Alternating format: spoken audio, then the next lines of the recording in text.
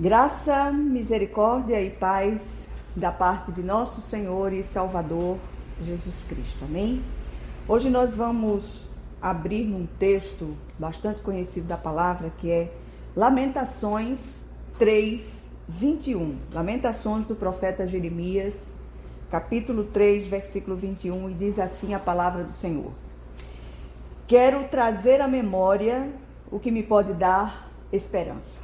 Vamos orar? Senhor, nosso Deus e nosso Pai celestial, vem falar ao nosso coração, ajuda-nos, Senhor, a buscar essa esperança viva, chamada Cristo, no meio de tudo que nós temos vivido, Senhor. Fala ao nosso coração de um modo vivo, em nome de Jesus. Amém. A gente tem falado muito da necessidade da esperança. Estamos todos precisando de encorajamento nesses dias difíceis que estamos vivendo. Pandemia, muitas perdas, muitas assolações, muito desemprego. Todos os dias a gente tem sido impactado com notícias de parentes, amigos, amados que têm partido prematuramente por conta dessa Covid, têm se desempregado e buscado ajuda, sobretudo nas comunidades, nas igrejas.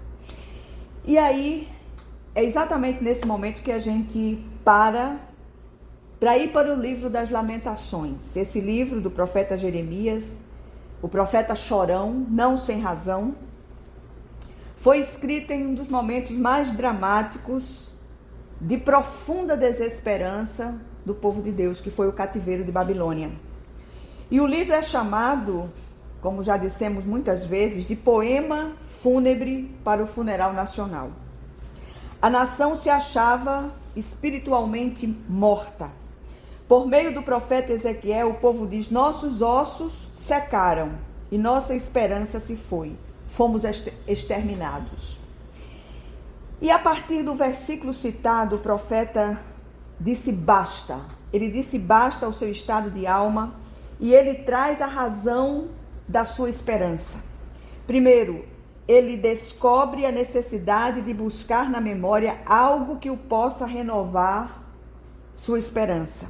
E na sequência começa a lembrar efetivamente dos atributos eternos e imutáveis de Deus. Em segundo lugar, ele lembra do amor e da misericórdia do Senhor. Ele lembra da fidelidade de Deus. Ele lembra que o Senhor é tudo que ele tem e precisa. E ele lembra da bondade de Deus. O profeta chorão foi buscar nas entranhas, nos porões de sua alma, aquilo que podia lhe dar esperança. E o que é que podia dar esperança? A imutabilidade de Deus. O que nós podemos tirar dessa breve leitura? Primeiro, na sequência do versículo citado no início, o profeta começa a elencar a razão de sua esperança. E a gente repete agora. Ele se lembra da bondade, da fidelidade, das misericórdias do Senhor, que são a razão de não sermos consumidos. O apóstolo Pedro, a propósito dessa questão, em sua primeira epístola, ele diz: antes santifiquem Cristo como Senhor no coração, estejam sempre preparados para responder a qualquer que lhes pedir a razão da esperança que há em vocês. Pedro ainda diz na mesma epístola que fomos regenerados para uma viva esperança. Assim, no meio das nossas dores, recorramos à esperança viva que jamais decepciona. Essa esperança não é um simples sentimento, é uma pessoa chamada Jesus. O povo da cruz é o povo da esperança. Ainda que morramos, há esperança. Em segundo lugar, quando os dias se tornam difíceis, os caminhos intransponíveis e as oposições nos assolam por todos os lados, hora de recorrer à esperança viva. A esperança com letra maiúscula, sim, com letra maiúscula para nós, não é uma simples expectação positiva, repito, mas uma pessoa chamada Jesus Cristo, em cujas mãos estão todas as infinitas possibilidades que sequer cogitamos. Creio que foi exatamente isso que aconteceu com o profeta Jeremias em meio ao doloroso cativeiro de Babilônia. Terceiro lugar, temos repetido muitas vezes neste lugar que os dias não têm sido fáceis para nenhum de nós. Muito pelo contrário. Sobretudo, quero repetir mais uma vez, nesses dias de assolação, de pandemia, de muitas mortes súbitas, e precisamos desesperadamente nos refugiar na esperança. Necessitamos de nos refugiar nessa esperança viva para poder sobreviver às investidas cada vez mais violentas dos nossos inimigos invisíveis, que têm usado cada vez mais os instrumentos humanos sempre disponíveis para nos atingir. São tantas as afrontas, são tantas as agonias, tantas as assolações. Como diz a letra do antigo cântico, não dá, sem Jesus não dá para viver. Só com Jesus plasmado em nós podemos seguir em frente, sim, na força que só Ele supre. Se não fosse o Senhor que tem estado ao nosso lado, misericórdia de nós, eu nem estaria mais viva. Não têm sido fáceis os últimos dias para mim, mas eu creio firmemente na presença viva do nosso Senhor e Salvador, conosco, nos sustentando, nos conduzindo, nos guiando com a sua mão direita fiel. Em quarto lugar, quando lemos essa afirmação do profeta Jeremias em meio ao seu livro das Lamentações, temos a impressão que ele de repente, como diz as pessoas hoje em dia, caiu na real. Ele acordou para uma realidade infinitamente maior que as dores do cativeiro. Apesar das Lamentações ser chamado, o livro das Lamentações ser chamado, eu repito, de poema fúnebre, o profeta suspende a voz de lamento e entoa um cântico de vitória, de esperança, no meio de sua agonia tão profunda. Ele começa a evocar os atributos eternos e imutáveis de Deus.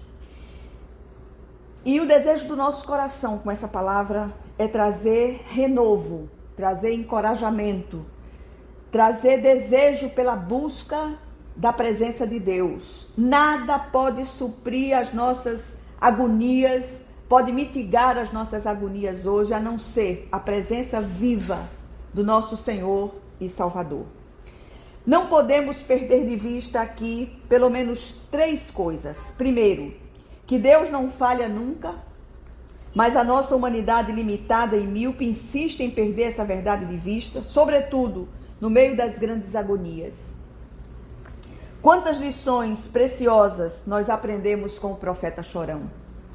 Segundo lugar, o choro é lícito e terapêutico. A impaciência diante dos rigores das tribulações é até aceitável, mas precisamos nos recompor e voltar à fortaleza como prisioneiros da esperança, como diz o profeta Zacarias. Ele diz: voltem à sua fortaleza, ó prisioneiros da esperança, pois hoje mesmo anuncio que restaurarei tudo em dobro para vocês. É palavra do Senhor, é palavra que se cumpre, e nós não podemos em nenhum momento perder a esperança. Essa semana eu ouvi algumas declarações de pessoas que sentem vontade de morrer, sentem vontade de desaparecer da terra, de sumir diante das agonias vividas, passadas. E para essas pessoas, especialmente, vai essa palavra de esperança, vai essa palavra de renovo. Em terceiro lugar, há uma promessa gloriosa de restauração aqui. Confiemos, pois quem fez a promessa é fiel para cumpri-la. Que tenhamos uma semana cheia de graça, que tenhamos uma semana cheia de paz, que haja cura para aqueles que estão enfermos. Pedimos oração da igreja pela nossa irmã Íria, que a gente não sabe ainda ao certo se é chikungunya, se é zika, se é dengue, mas que ela não está bem e precisa das nossas orações. Que nós possamos orar pelas famílias enlutadas, que são muitas. Que nós possamos orar pelos desempregados, para que portas e portas, não poucas, sejam abertas, para que essas pessoas possam levar sustento para as suas casas. Que possamos orar pelo pastor Malta, para que ele seja renovado, ele seja recuperado para a glória do Senhor. e que a graça de nosso Senhor e Salvador Jesus Cristo, o amor infinito de Deus, o nosso Pai Celestial, que as consolações e comunhão do Santo Espírito estejam com todos vocês e com todo o povo de Deus, espalhado por toda a face da terra, desde agora e para todo o sempre. Amém, amém e amém. Que Deus os abençoe ricamente.